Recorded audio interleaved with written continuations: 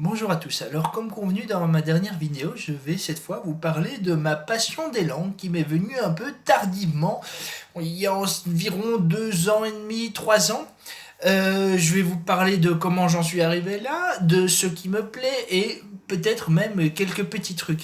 Alors tout d'abord, sachez que, comme je disais, j'étais quelqu'un, étant jeune, qui avait besoin de des tas de défis intellectuels. C'est pour ça que je jouais énormément à des jeux d'aventure, notamment Myst. Et ce que j'aimais bien dans Myst, c'est qu'on devait décoder déjà des langages. Et comme je jouais au vieux jeu Styra aussi, où on devait taper les commandes, eh bien c'est ainsi que j'ai appris l'anglais. Et puis un jour je me disais il faut que je me commande l'intégrale des Tortues Ninja et tout, mais je voyais que c'était genre aux États-Unis le coffret 150 euros et autant de frais de port. Et alors je me suis dit bah, je vais commander en allemand parce que voilà en Allemagne au moins il y aurait l'original et l'allemand je m'en fous que ce soit pas en français vu que je sais très bien comprendre l'anglais. Donc j'avais acheté ceci, pas très cher, les Schildkröte en allemand, et je les ai regardés, et puis je me suis dit, bah voilà, j'ai regardé ça en VO, et puis je me suis dit, bah, pourquoi je les regarderais pas en allemand. D'où j'ai commencé à les regarder en allemand et enregistrer inconsciemment du vocabulaire vu que je connaissais l'histoire.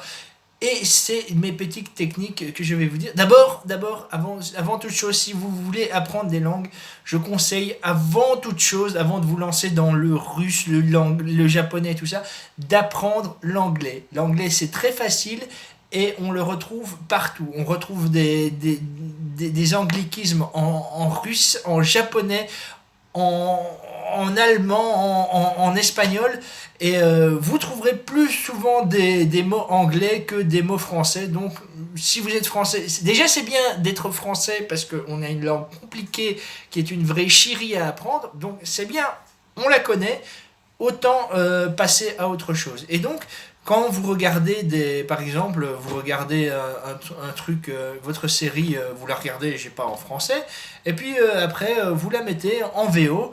Et tout en repassant, vous écoutez, vu que vous connaissez l'histoire, le vocabulaire va rentrer tout doucement dans votre tête. C'est un peu ce que j'ai fait avec les Schildkröte. Et du coup, voilà, et c'est très simple, il suffit de jongler avec ça. Quand vous avez maîtrisé une langue, par exemple, bah voilà, moi quand je regarde un truc en anglais, vu que je connais l'anglais, j'essaye de voir les sous-titres, italiens ou sous-titres espagnols ou allemands, genre, que sais-je. Et du coup, ça enrichit le vocabulaire sans même qu'on s'en aperçoive. Alors quand on commence à entamer une première langue, il y a toujours l'étape où il faut un peu décortiquer pour comprendre comment fonctionnent les structures de phrases. Il y en a toujours pour une vingtaine d'heures, je dirais, au départ d'une nouvelle langue, quand vous découvrez une nouvelle langue, il y a toujours une vingtaine d'heures où c'est plus technique, plus mais une fois que vous commencez, que savez comment se forment les phrases, après le vocabulaire se fait tout seul. Et d'ailleurs, je veux dire, il y a pas longtemps, j'ai écouté Farinelli, j'ai regardé le film Farinelli en italien, sous-titré allemand. Donc ce que je ne comprenais pas du film en italien, je le comprenais en allemand. Donc il faut savoir jouer avec ça, il ne faut pas avoir peur de... Et d'ailleurs, bah voilà, moi, les Japonais, en fait, ça m'est arrivé tout con. Je voulais voir des animés sur Netflix et je voyais que les images étaient très claires et les sous-titres étaient très clairs. Et comme je regardais ça dans mon lit, il y a des moments où je n'arrivais pas à lire les sous-titres alors qu'ils auraient pu, genre, je sais pas, genre les mettre en jaune ou avec des rebords noirs ou j'en sais rien parce que je n'arrivais pas. Alors c'est là que ça m'a poussé. Je me dis, bah écoute, ça m'énerve, je vais apprendre le japonais.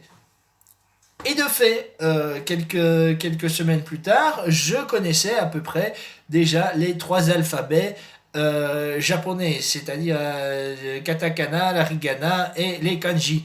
Et les kanji, c'est une shiri, c'est du chinois en fait, c'est du chinois que les japonais utilisent, mais qu'ils le lisent à la japonaise. Et donc au début, j'avais essayé de traduire des mangas porno, mais j'ai vite renoncé parce qu'il y avait beaucoup de Donc la lettre A, vous la maîtrisez quand vous regardez des mangas porno. Alors j'ai plutôt trouvé dans une bibliothèque qui faisait des liquidations, j'ai trouvé Doraemon, des petits livres pour enfants que j'ai commencé. J'ai commencé la traduction comme ça en mettant des petites annotations dans un cahier. Ça c'est la méthode. Voilà, c'est il n'y a rien de plus sorcier pour se lancer dans l'apprentissage d'une langue. Maintenant, je dis pas que je parle ces langues, mais déjà, je les comprends et c'est déjà une étape en moins. Alors, quand j'ai fait les trois alphabets en japonais, eh ben, quand j'ai vu l'alphabet cyrillique russe, qu'il n'y avait que 33 lettres, dont 6 qui se partageaient notre alphabet latin, je me suis dit, mais c'est pas compliqué du coup.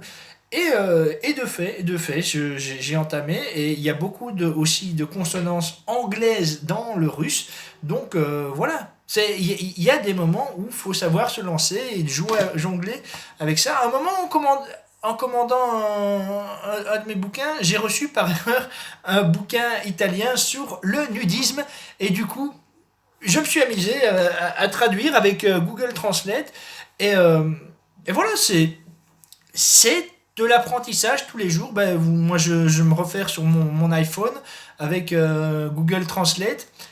Il faut pas toujours s'y fier. Il faut pas toujours s'y fier parce qu'il translate, par exemple, quand je voulais savoir lapin en, en japonais, il te dit, le Google Translate me disait rabitu.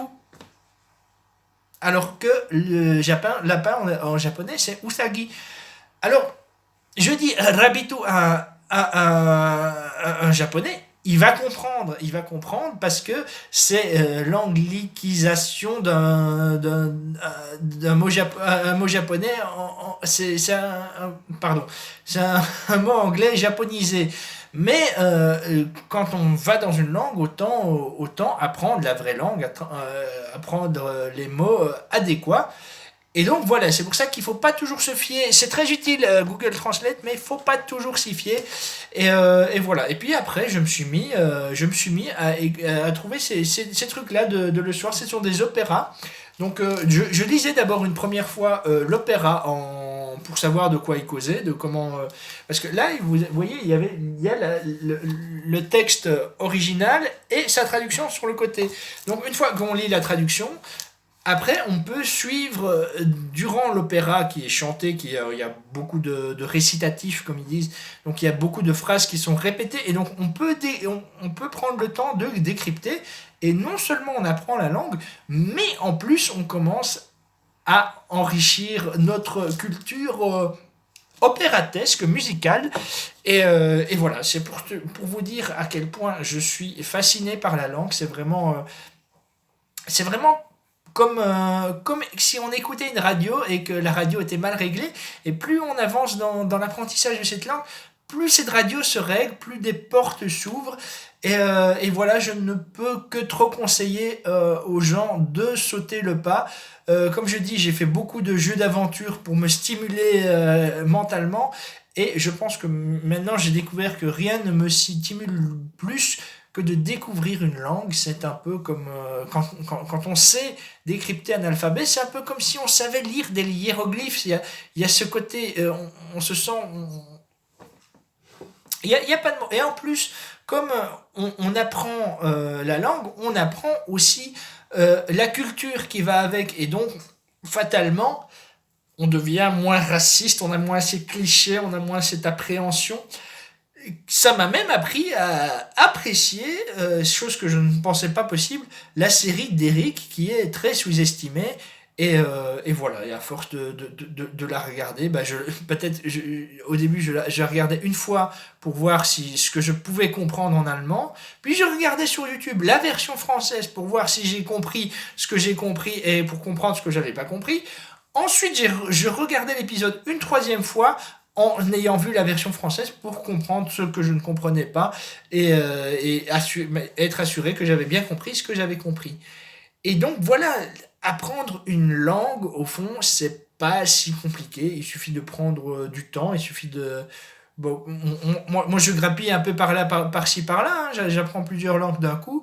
Et c'est pas ça prend pas de temps que ça quand on s'y met, quand on ose s'aventurer voilà, dans des terrains inconnus.